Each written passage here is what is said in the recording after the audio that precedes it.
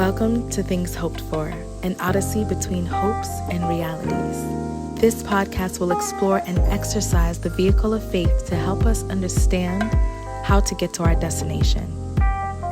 Where are you going, you ask? Well, to the land that God promised you. A land flowing with milk and honey. So, are you ready? Okay, we're live. So y'all, we've done a couple more fancy things today as we're learning this podcast journey. This podcast live. This podcast live. I feel like that should be the name of a podcast, right? Honestly, this podcast live. Anyway, we'll just jot that down. That's a good one. That's a good one. Got the phone set up live. We got the new recording thing and whatnot, so we get better quality videos. Yeah. And the mic is set. Well, welcome everyone, those who are just tuning in. This is Things to Hope For. And in this episode, we'll actually be doing a recap on the latest blog, which is called Don't Get It Confused, a reflection on purpose. So I'm actually joined with another really good friend of mine. Tobi, why don't you introduce yourself? Or actually, you know what? Let me start off with how I met you. I know. I just cut you off. I was like, you were like, I'm going to introduce. Hold on. How did we meet? Okay, well, obviously we met in church. Yeah. But I think my favorite moment with you, well, I have a couple of favorite moments with you. We both went to Union College. And I think year 2, we just definitely got closer because we were sitting next to each other all the time. But one of the reasons why I thought of you, or more so God put you on my heart for this episode was like when you presented your own sermon on purpose. Yeah. I was like, okay, this is really, really good. Listen, y'all don't understand. She came prepared with the headphone set, with the visual examples. Yeah. And I love your heart. I love how joy-filled you are. I love how real you are. And I love that, that one time we went out for lunch and we got to know each other better and stuff like that. It was just really cool how we were both in this space of like, hey, making friends as an adult is hard, but we need community. Yeah, it has to happen. It has to happen. You know? And we just made a commitment to get to know each other, and it's really been a good journey, like a really, really good journey thus far. Oh, yeah. You're so kind. Girl, Thank you. It's the truth. So now, yes, please tell us a little bit about yourself. Okay. Where are you from, my African sister? I know, right? Okay, so my name is Tobi. I am from Nigeria, because that's the first thing you said. I'm from Nigeria, so I'm Nigerian. I grew up in Nigeria till I was about 15 before moving to the United States. So raised at home, essentially. So I'm a proper Nigerian girl. Like this accent. What's an improper Nigerian girl? I don't know. Like I'm just saying, like this accent y'all are hearing is like, So proper America. means you kept the accent. Yeah. No, I feel you. I wish I had at least had mine, but okay. America, but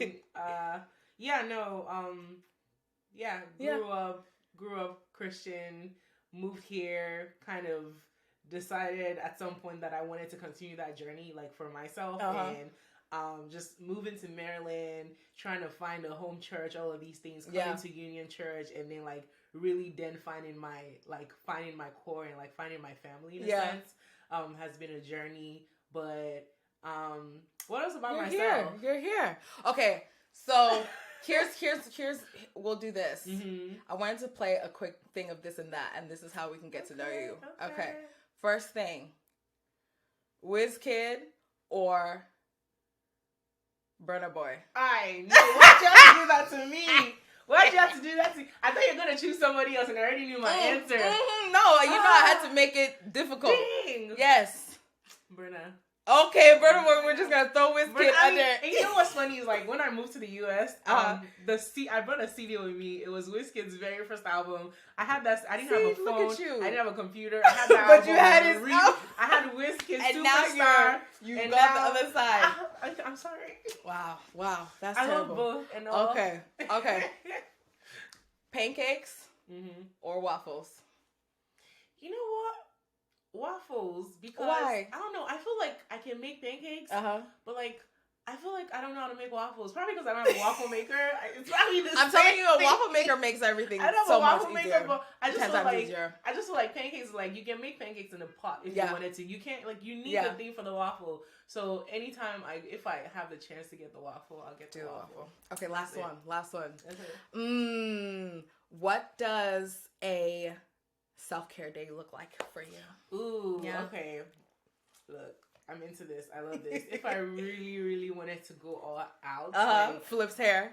you know, Flips hair. If I really wanted to go out and all out, a self-care day for me would look like I'll go get a massage. First of all, like I don't get massages often, but like when I really want to like pamper myself, like just find me a spot. I'll go get a massage. I don't know. I feel like it's a luxury. They're not cheap, so it's that thing. Go get a massage. What else? I'll get my nails done, and then I do makeup. So like I'm the type of person like I enjoy doing makeup just because I like it. Can you not see? Can you not tell? Can you not tell? I'll come home, like I'll do my makeup, and then I'll just take pictures, and then like I'll like watch a show that I really like. Just me myself, like me by myself in like my apartment, and just like enjoying my company. That's like self-care day for me. Listen, adulting is enjoying your own company. That is just one of the keys. Okay, cool. So now that we know a little bit more about you, we know that you'll throw WizKid under the bus. That's great. Oh my God, we know that now. But okay, here's the thing. Okay, WizKid throwing water at people at your concert. Stop it. Burna Boy does not do that. That's what I'm gonna say. Yeah, Burna Boy does this instead. And like he's a good performer, so stop it. Stop that. Stop it. That's the reason why I threw him in the bus. So you got us into a little bit already about your salvation story. Tell us your salvation story, 5 minutes or less. 5 minutes or less. Yes, wow, ma'am. Okay. I think I should be able to do this. It's not very long. Yeah. Like I said, I grew up Christian. My mom was a deaconess in church. I grew up in a Baptist church, which meant very long days. You know, that very whole long. Like 3-hour sermon. Your mom is a deaconess, so they have meetings afterwards. Yeah. You're like in church, and like the funny thing was, even though I liked the children's ministry and all of those things, because my mom would stay after and I would have to stay with her, I just did not like, even my friends were like, oh, Tobi, you don't want to be here, you hate it so much. I just didn't like that. Yeah. And so there was like that whole connection with like church just being like almost like a punishment. Like, why is it so long and why is it so tedious? Like, it felt that way, right? So there was that, but I think at the core of it, like our parents, my parents and my siblings' parents, like they still raised us in like, okay, there's all these things, but like this is still the core of it. So even like at a very young age, I kind of knew like, I knew like the basics of like the Christian life, like, okay, like salvation in Jesus and believing that, God sent his son for us, to die for our sins. I believed in all of that. But obviously it was also bolstered by the fact that, your parents are there, like, to tell you to go to church. It's more so of a cultural thing. All of these things, right? And I think going to high school, I ended up going to a Christian Catholic school, my very first school. That was kind of different from what I was used to. It was more like very more so ritualistic, like with the rosaries and things like that. And so that was also like another journey. And then I think leaving Nigeria and coming to the United States, again, it was still the thing where I was living with my uncle and my aunt, so we still went to church. And at that point is where I feel like I really started getting involved in church, like a lot more, and like actually like experiencing what church should be like about, like having community, right? Having community, like having Christian based like community around you and friends and things like that. So 2012, which I moved here 2011, 2012, I used to go to this church in Atlanta, First Baptist Church of Atlanta, and they used to have like a bunch of youth like based type of things. I was in the choir, all of these things, and I think we had one conference, and I don't remember the name of the speaker. I just remember it was February 2012. That's like as specific as I can get, but there was just a speaker who came, and I just felt like the way that he presented like what the walk is supposed to be like of a Christian life, it was very different from what I was used to in terms of like, oh, you have to be perfect, it has to be this and that. And then I was just like, you know what, I think I want to give this a try, like for myself, and actually like pursue this. So I would say like that was like the first real decision that I made, like, okay, this is my salvation.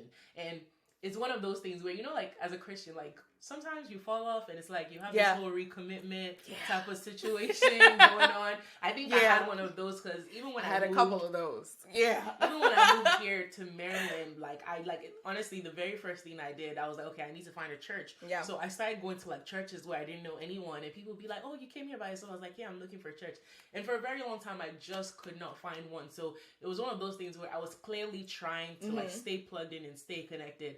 But then as soon as I came to Union Church, it was just like, okay, this is it. Yeah. And then before that, I had never been baptized, and I think like within a few weeks of me being at Union, I was just like, yeah, I'm gonna do this. Like, this is it. Like, I'm gonna take that next step past like, okay, salvation. So that's so good. That's the story. Yeah. I love how in your story, like, community was such a huge part of it. Like the influential people were such a big part.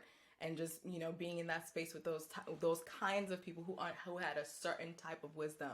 So, yeah, man, I feel like as we grow older, I mean, even younger, like community, I'm beginning to understand really how important community is and the right community. You know, like what's that saying they always say, like, you know, show me your friends and I'll show you who you are. Yeah, literally. Well, thank you so much for sharing that. Glad to share. I wanted to say a quick hi to everybody. Let me tell y'all, we're gonna figure out this situation because the live is on Instagram is at a distance, so I can't even see y'all's names, but I am waving back, air waving back. Wait. Thank you all for joining us. We have a very good friend of mine, Tobi, here joining us. Yes, proper Nigerian woman, apparently. You know, I'm just saying when you hear the accent. Yes, it's proper. Like, it's trained. It's been put together so that when I'm in my office, they can understand me. But like, you know, it's proper. I could bring it down.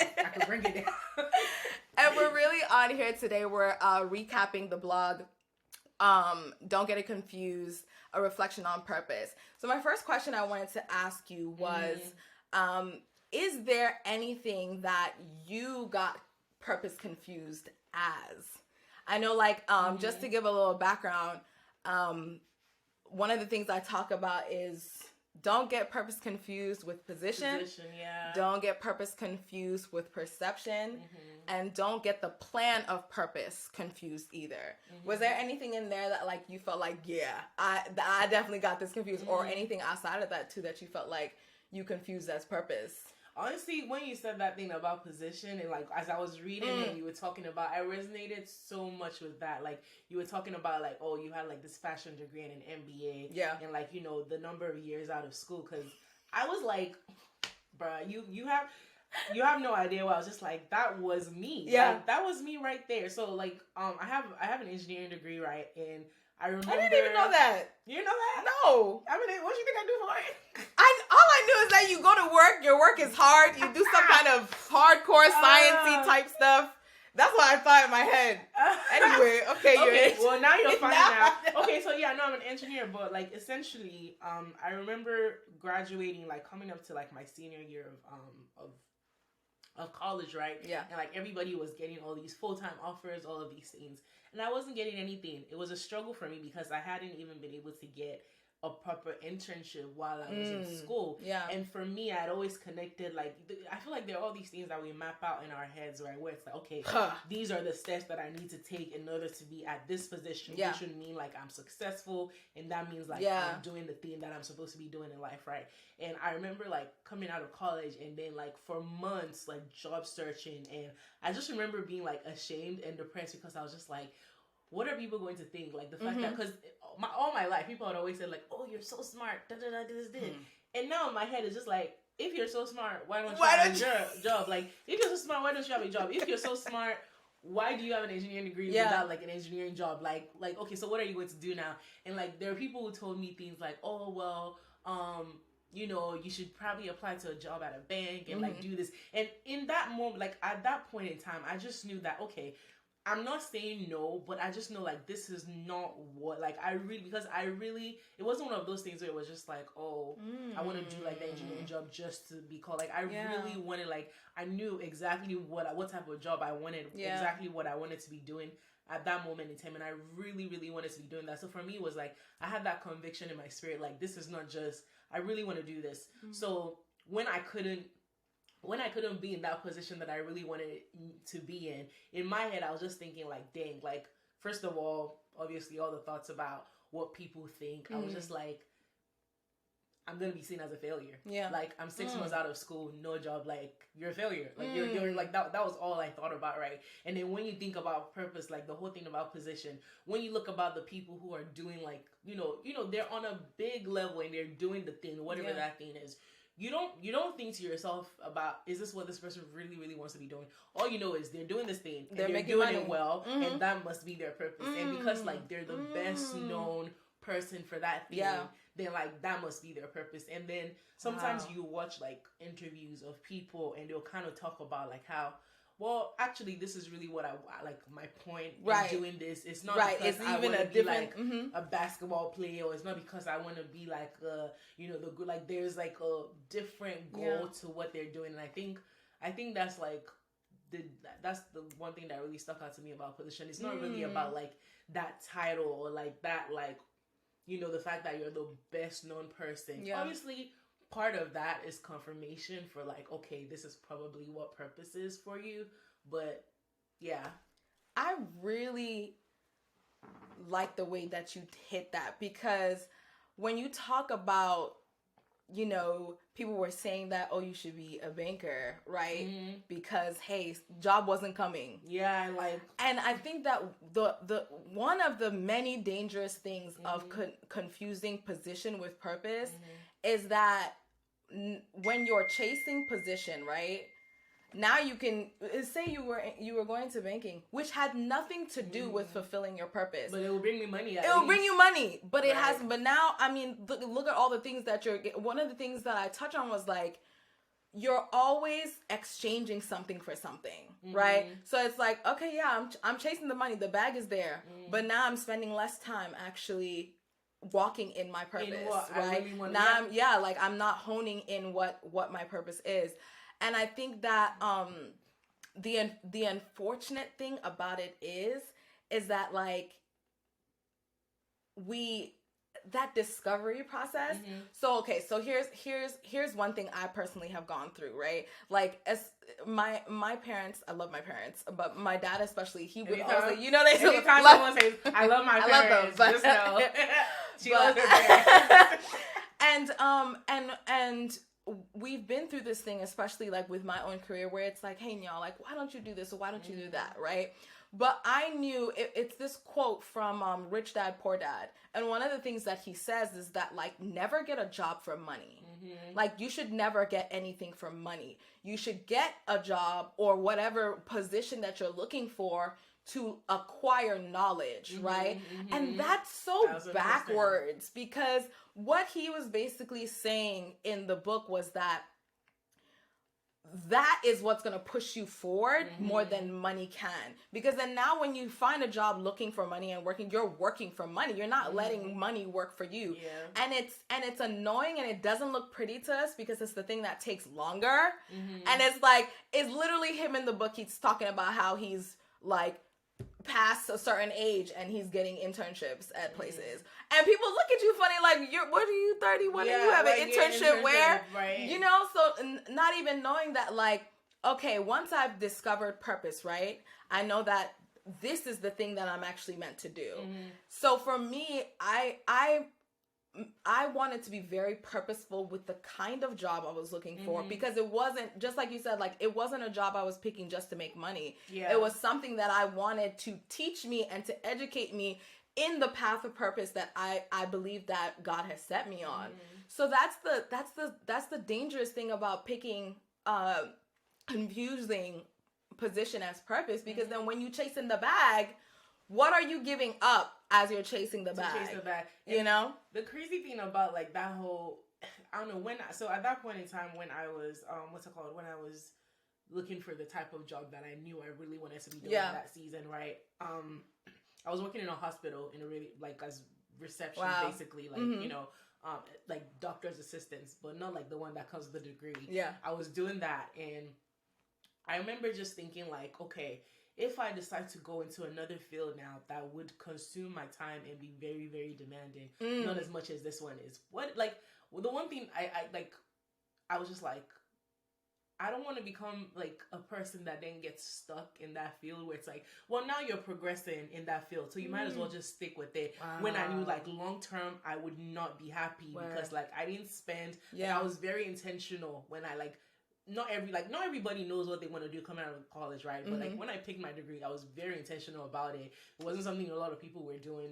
Like I was like, okay, this is cool. This is what I want to do. Like initially it was doctor. Now I don't want to be a doctor anymore. This is like a gap. It's a bridge between like what I thought I wanted to do and what I am now more interested in. So at that point in time for me, it was just like, okay, what I need to do is, and I don't know, because because a lot of times you're aspiring for like this bigger goal that's like, okay, this is the one thing. I think sometimes people are afraid to potentially see where there possibly other things happening in the now that you can take advantage of that could potentially lead to like that end goal. So an example of that for me was eventually I ended up taking a job that wasn't necessarily like, it didn't have the engineering title. It didn't have that title, but it was in research and development. And a lot of what they wanted me to be doing were skills that I still needed to grow in, that I could have gone an engineering job that I would have been able to grow in those skills in that job. But this job was also allowing me to grow those skills, right? So in that moment, I made that decision. I was like, okay, I'm going to take this job. I'm going to keep building on. Like, my friends sometimes, they're like, wow, like, I remember back when you were looking for this job, and now you have like, now I have that job, right? And so it's like you're patient, like you're persistent. Listen. I was like, because I knew what I wanted, like now I have it, and it took years, but like I got there, right? So it's just one of those things where it's like, don't let other things that can be very flashy distract you, because like that full-time job as a banker was flashy, you know.